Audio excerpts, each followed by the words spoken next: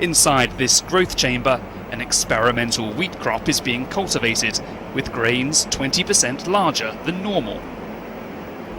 A synthetic molecule, dissolved in water, is sprayed onto the wheat ears. This helps the plant absorb more of the natural sugar produced in photosynthesis. We found that this particular sugar activates genes for starch synthesis in the wheat grain, so meaning that there is a greater capacity for starch synthesis in the grain. We get bigger grains as a consequence and higher yield.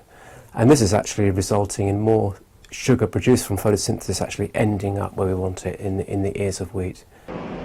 A short window of opportunity presents the best time for the chemical to be applied to get the best effect on yield.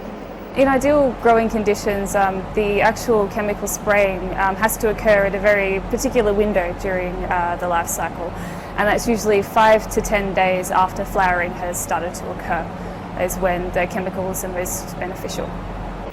The British study was carried out by Rothamsted Research and Oxford University and published recently in the journal Nature.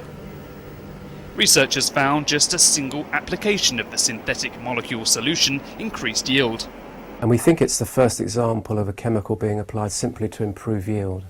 Chemicals are often applied to control pests and diseases, but as far as we're aware, this is the first chemical that we're aware of that you can apply simply to improve yield quite substantially, in this case, by up to 20%. Improving crop yields like this could be vital for food security. The UN says almost 800 million people globally are currently undernourished, a situation often exacerbated by drought.